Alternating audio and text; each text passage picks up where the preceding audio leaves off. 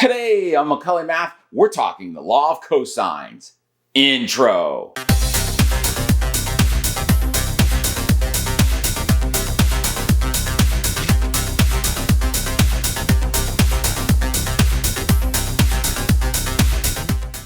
Okay, good day. I'm Professor Macaulay. This is Math 150 Pre-Calculus, Lesson 30 on the law of cosines. Our goals for today. We're going to use the law of cosines to solve oblique triangles.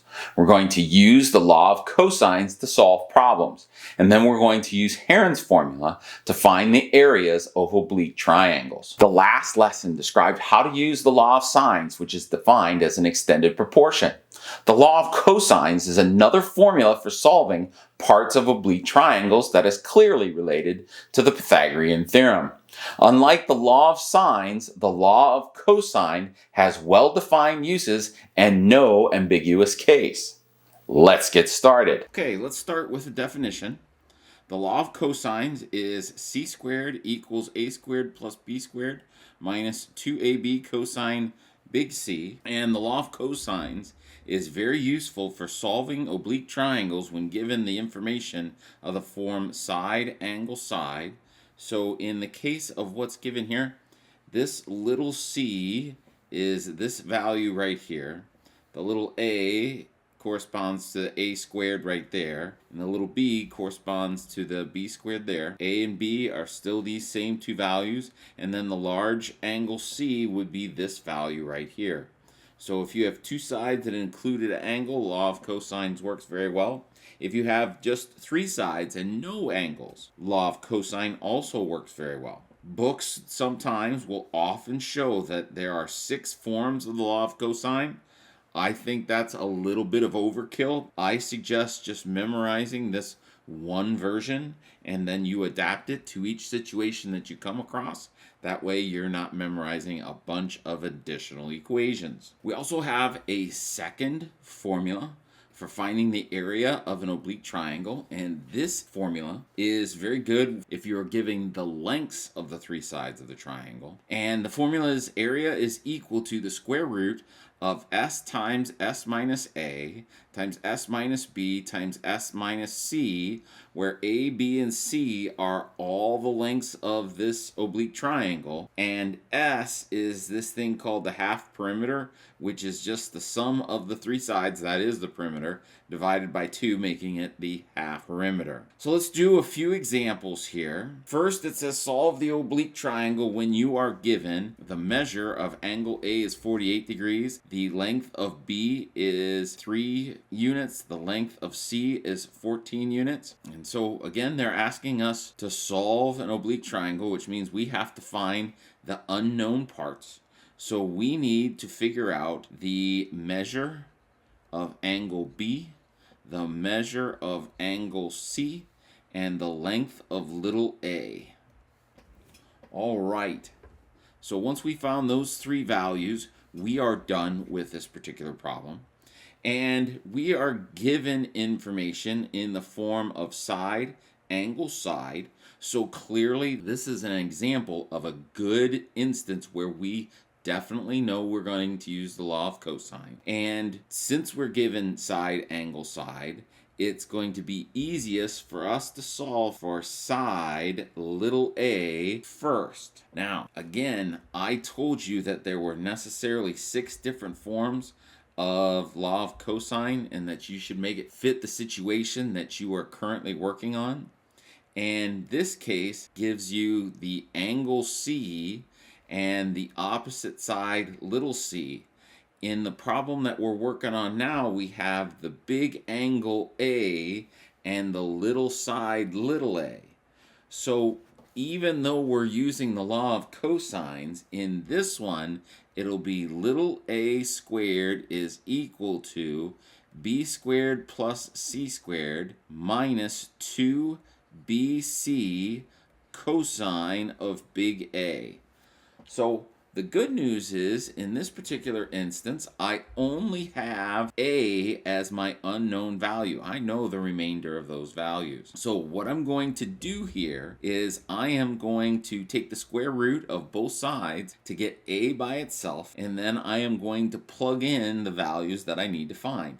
So A is going to equal the square root of 3 squared plus 14 squared minus 2 times 3 times 14 times the cosine of 48 degrees. All of the values on the right side of the equation are given. This becomes a plug and chug, so we will just grab our Desmos. Make sure that your Desmos is in degree mode since they're giving you degrees. We'll type in the square root, and then we will go 3 the cosine of 48. That will give us 12.198, and we won't have to round that. So little a is 12.198. We'll put that up here. And now that we know that, we can use that to find the remainder of the values. Now, because I want to use as many of these decimal places as possible, I am going to put a little a equals here so that I can use that in later equations. All right, so let's go to find angle B. And so B is opposite side this little 3, and I have the other side A, which we stored in Desmos, and this 14. So when I go to set up for B, I'm going to say B squared is equal to A squared plus C squared minus 2 times A times C times the cosine of B. Now this one is a little bit different than the last problem because instead of solving for a side, I am going to be solving for an angle. So you can either solve for B first, or you can plug in and solve for B. I am just going to solve for B first, and then we'll plug in like we did in the previous example. So solving for B, I'm going to move the two additions over, and so I'll do that with a subtraction. So I've got B squared minus A squared minus C squared is equal to negative 2AC cosine B. And then I am going to divide both sides by 2AC. Divide by negative 2AC. Divide by negative 2AC. That will leave the cosine of B by itself.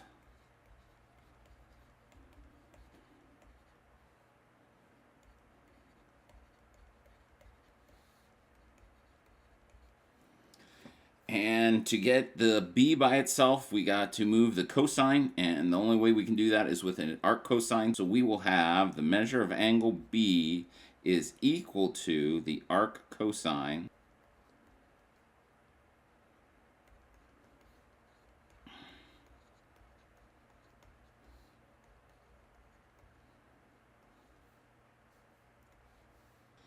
and now I can fill in all of that known information. So I'll have arc cosine of B, if you remember, was 3 squared minus A squared was the 12.198 squared minus C, which was 14 squared, all over negative 2A again was the 12.198, and then C was 14. So we'll go to Desmos to do that. We will go arc cosine. Bring that down. First parenthesis. Parenthesis for the numerator will go 3 squared minus A squared minus 14 squared divided by, close the parenthesis for the numerator, then hit that divide to get in the denominator. Then we'll go negative 2 times A, and then times 14. And I will close the parenthesis, and we will get a angle measure of 10.531.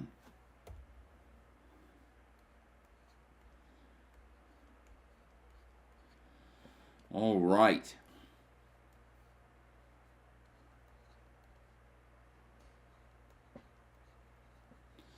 Now, to get the measure of angle C, we will have to do a lot of similar work to what we did in the last example, except we'll have little c squared is equal to a squared plus b squared minus 2ab cosine c.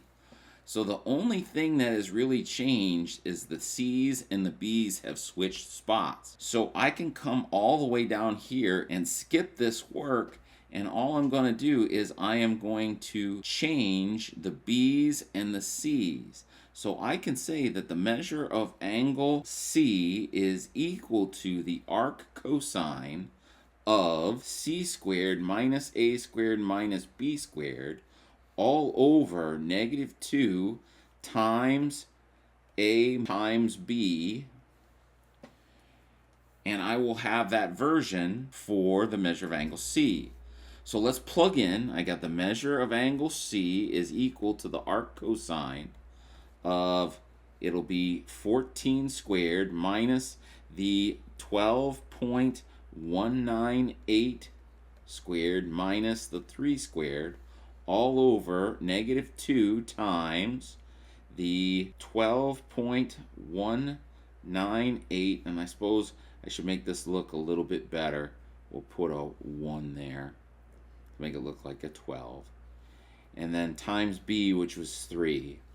And we can just plug that into Desmos. So I'll go back to Desmos, and I'm just going to change the values. Make it easy on ourselves. Instead of retyping that whole thing, we'll just go 14, and then we will go minus 3, and then we'll go minus 3, and that'll give me 121.469 degrees.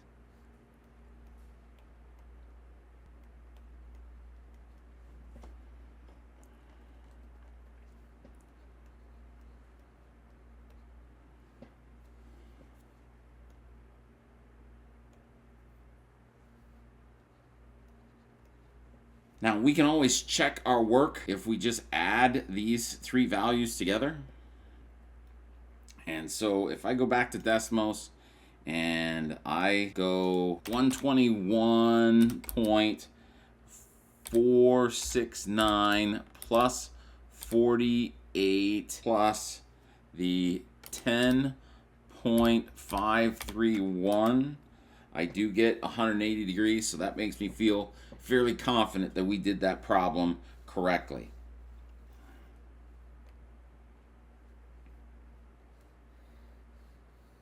All right, next example. In this example, they ask us to use Heron's formula to find the area of this triangle.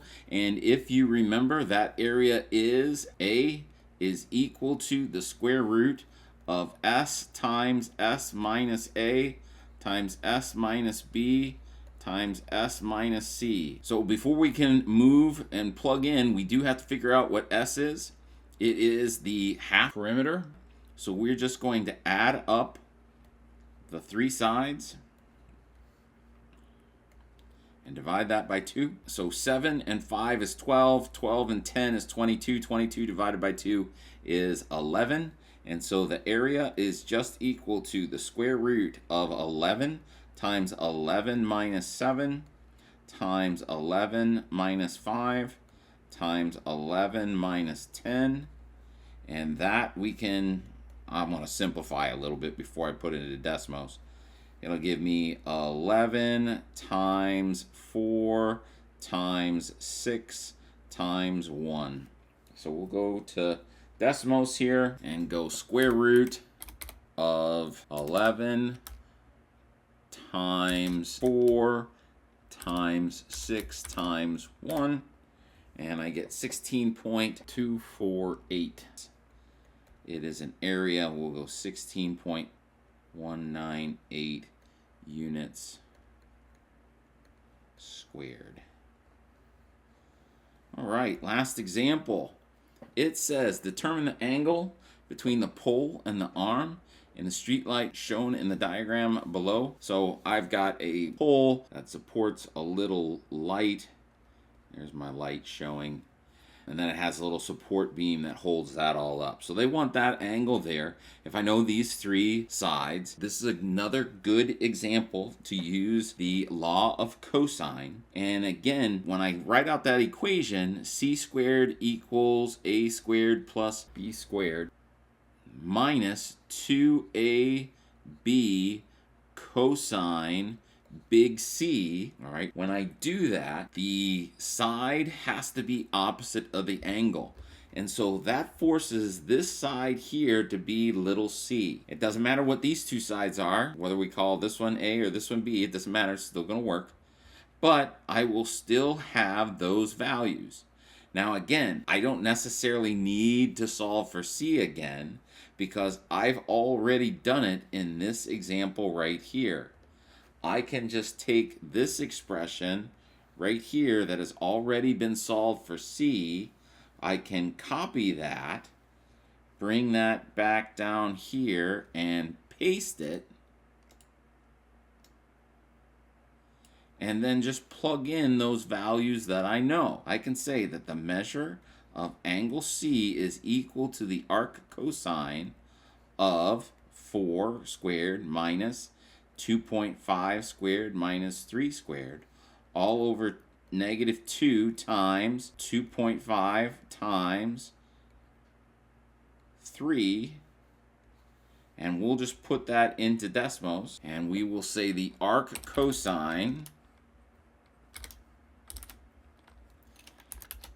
and again, another parenthesis for the numerator, and so I have 4 squared minus 2.5 squared minus 3 squared divided by negative 2 times 2.5 times 3, and I get 92.866 degrees.